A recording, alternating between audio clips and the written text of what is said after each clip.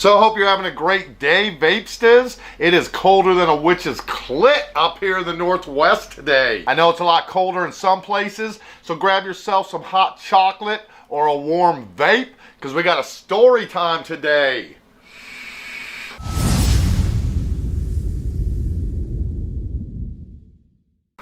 So that's right, I'm going to tell you guys a story about one of the few times in my life I've actually had a manual labor job. Usually I've always worked in restaurants and hotels downtown in Seattle where I grew up. But when I moved over here to the eastern part of the state and bought that piece of property off the grid I was living off of course there's not a lot of restaurants or hotels or things like that. So my buddy had been working at Dovek's fruit shed for a while and always mentioning to me like, man, why don't you just get a job there? I'm like, I don't know nothing about no fucking apple sheds or nothing like that, never done it. He's like, no, it's no big deal, dude. Just tell him that you worked at like Stemmill for like 6 months or whatever. Fuck, man, you know, it's all like basic shit. You can pick it up. So finally I get broke enough or desperate enough, whatever. So I agree, all right. He gets me the appointment shit. I go in there and meet the manager.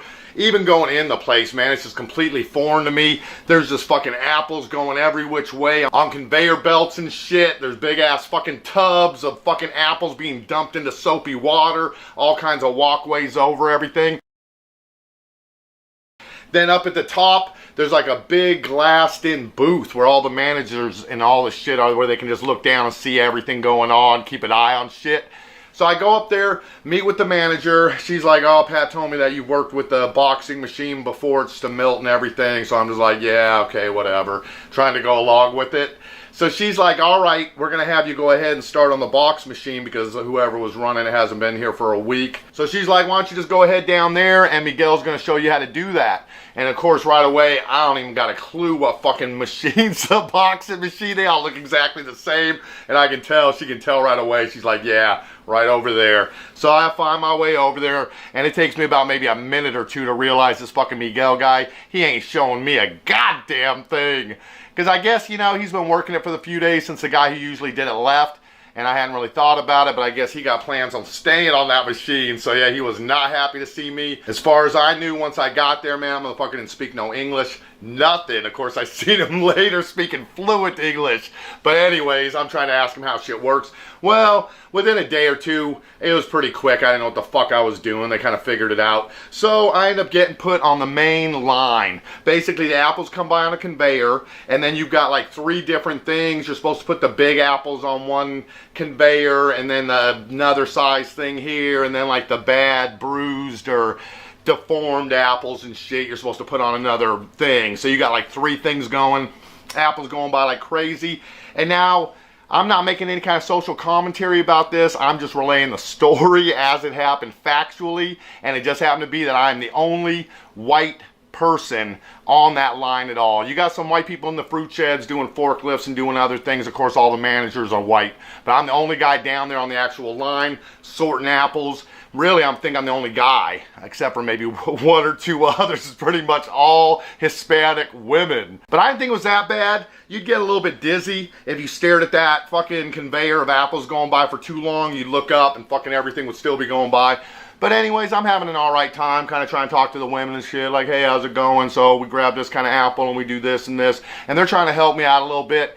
But I do kind of notice that I'm like going about it like this pace and shit, like, oh, all right, put it up there, do it here. Look next to me, and like the 2 chicks past me are just fucking going crazy. Dude. And I can tell my slacker ass is just creating like twice as much work for them. So even on the fucking line, I'm like worthless. And then I remember at one point, a manager came over about something had slowed down, or they had to shut the line down for a minute. So she's screaming at everybody and yelling at them. And I'm just sitting up there with them all looking at her. And then she's like, all right, now start the line back up. Nobody does shit. They're just all sitting there staring at her. So she looks right at me and goes, tell him to get the line started again. And I'm like, fuck, man, she knows I don't speak no Spanish. So I'm like, what the hell are you telling me? But of course, they all speak English. I've been fucking chatting with them the whole time and shit. So I just look at the guy next to me. There was a guy on the line at that point. And I'm like, dude, she wants you to get the line back going again. He fucking just looks me dead in the eye and goes, yeah, we know. And I was like, oh, it's like that. Okay, I won't say shit then. So yeah, they just give her a couple more minutes and then fucking get the thing going and shit. Just kind of let her know who's actually in charge when it comes right down to it. But that shit was actually fucking hard work, man. I remember this for about a week.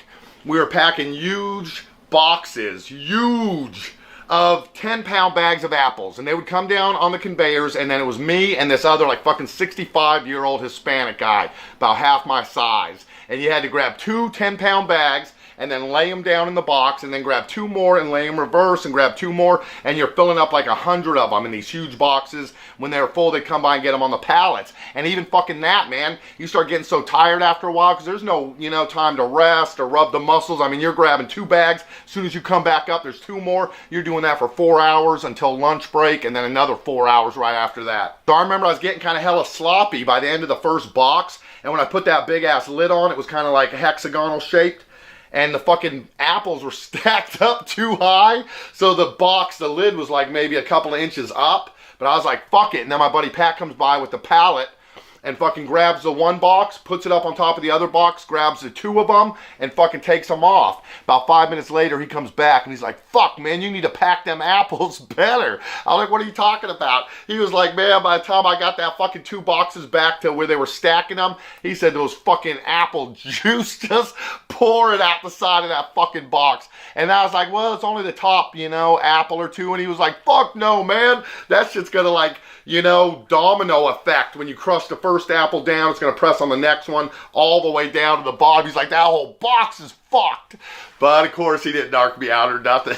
So I felt bad, but what could I do, man? So we're sitting there for a few minutes, and the old dude who'd been packing the apples with me, he doesn't really speak English, but he's kind of translating to another younger kid there. And so the kid's asking me about, what are you doing here and stuff. So I tell him, yeah, I went here, I went to college, I did whatever, I live up, off Badger Mountain, off the grid and shit. And then I noticed the old guy say something, and they all start laughing. So I'm like, what'd he say? And then the guy's like, oh, nothing. And I'm like, no, man, I don't give a shit. I'm just curious. What'd he say? So he said, well, it's just funny that, he doesn't speak English. He's basically a migrant worker, just came to this country here illegally, don't have fucking no opportunities, don't have nothing. You were born here, fucking went to college, you got parents with decent jobs, grew up middle class, the whole thing, all the fucking opportunities in the world, and yet the 2 of you guys are fucking doing the same job. So I thought about that for a second. I was like, damn, he got a point there, man.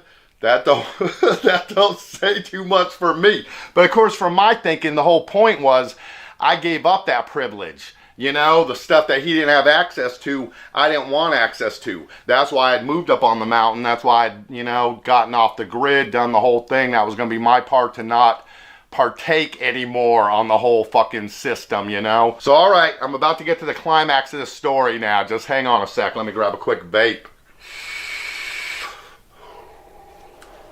So my buddy Pat gets it hooked up so that after everyone leaves, he's been working late shifts. It's right now, we're during harvest season. That's the whole reason I got this job, because they're working swing shift right now. So it's not the main real crew, the people who've been working there forever and shit. We're both mostly just temporary workers, stuff like that. Most of them at least got a little experience, not like me. But anyways, there's a bunch of work they're doing after the shift. So he comes by and grabs me one night and says, man, listen, tonight after the shift, you're going to be fucking driving forklifts with them. I'm like, fuck, man, I ain't never driven no fucking forklift, dude. What the fuck? So he takes me out back, gives me like a 5-minute crash course, man, on how to fucking drive those things and shit. I got it down pretty good. I mean, it wasn't second nature, but I could get it underneath the pallet, lift that shit up, put shit down, whatever. So I'm actually feeling pretty good about it. Worked a couple of nights, been driving those things around. So this is really late one night, and shit out to the cold storage and back in and just cleaning up some shit. And I'm coming back in, and I'll fucking never forget that the janitor crew, it was these 3 little tiny Mexican guys who come in every night, and they'd work from like 3 a.m. until like 6 or 7,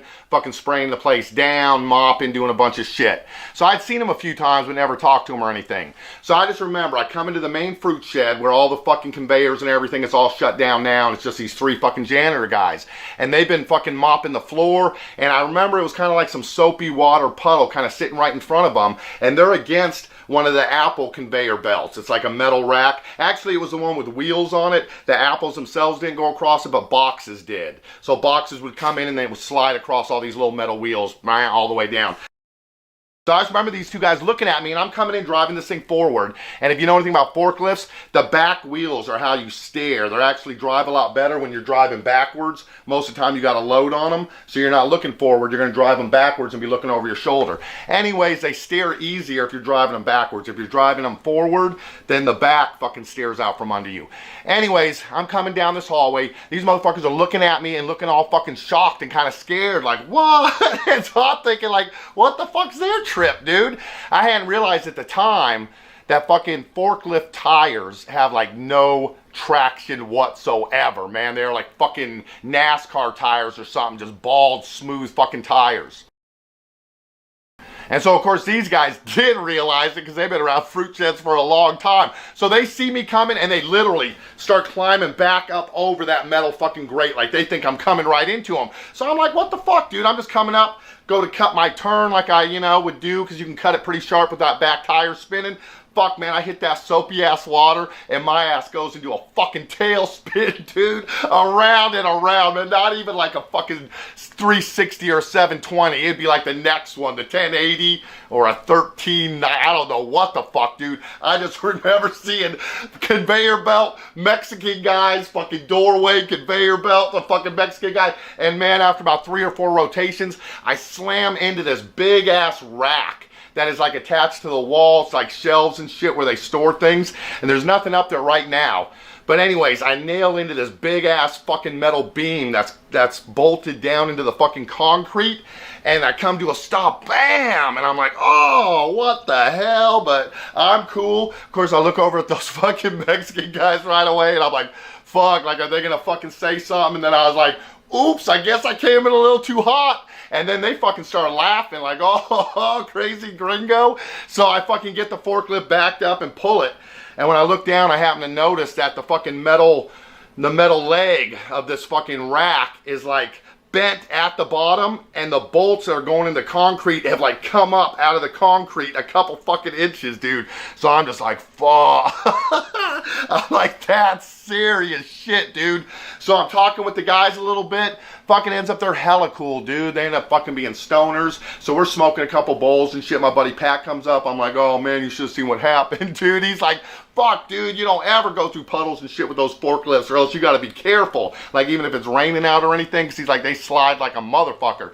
But anyways, we all have a good laugh, smoke a bowl and shit. I'm just happy because it looks like they ain't gonna narc me out or nothing. Everything's forgotten. Those guys ended up being hella cool, and it turned out they had a great hookup for some chronic mota.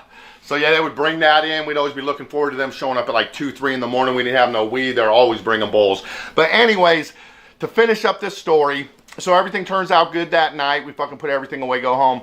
Now, flash forward to about 2 or 3 weeks later. I'm working on the line, doing whatever, doing some shit, and I happen to be bringing something across the fruit shed to the other side, back to where I'd come in that night, where those guys were, where the fucking conveyor, where the boxes go. And I noticed that there's like 3 or 4 of the bigwigs of the company, fucking a couple of the engineers, and like the CEO guy, and they're all standing right around that rack. So, of course, I'm curious, like, oh, fuck, what are they looking at? Sure enough, dude, they see that fucking thing. I hear one of the engineers going, that's compromising the entire structural integrity of the fucking shelving unit. And there was, of course, all kinds of shit stacked up there now, big-ass pallets with boxes and everything. So he's like, you gotta get everything off of these fucking shelves right now. You could kind of see, like, they were leaning a little bit, like, towards that leg. That's probably what got someone's attention, was like, what? And he's like, this could kill everybody. Get that shit off of there. So I'm just like, oh, damn. Fucking hoof it back over to my conveyor section, man. I don't know nothing about nothing. I'm just bagging it and shit. Then, of course, about maybe 45 minutes later, my buddy Pat comes by and he just looks at me. And I just look at him, as we know, and he's just like, you dumb motherfucker. He doesn't say it, but just with the eyes, you know? And I'm like, yeah, I know, bitch. They ended up replacing the rack and everything. I'm sure it cost them like $10,000, but it was fine. Nobody got killed. But I know my ass will put your company out of business if you give me a job I don't know how to do, because I'll fucking go ahead and just try to do it. With no concern for anybody's safety. So I only held that job for probably maybe 2.5, 3 months at most. And I got at least 5 more stories a fucking shit up around that place. So needless to say, they're not in business anymore, but I do have some great stories. So we got a few more coming up. I got one about me going through the fucking doorway with the forks way up in the air because I forgot to bring them back down after I'd unloaded some shit, and the whole fucking, anyway, that'll be for next time. So all right, I hope you guys are having a good one. Let me know if you ever had any experiences like that, working in a fruit shed or driving forklifts and ever fucked anything up. Maybe I won't feel as bad. Not that I do anyway. Yeah, all I'd say is I had no business driving that forklift to begin with.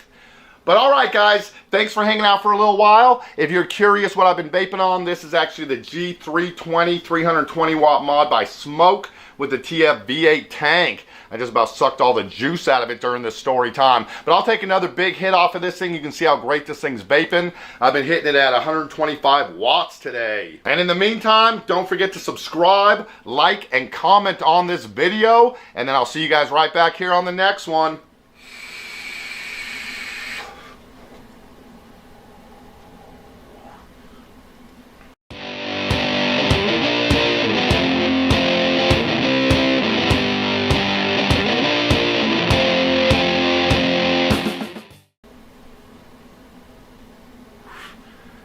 All I can say is it's a good thing I wasn't working at Hanford. I would have been like the Homer Simpson of Washington State.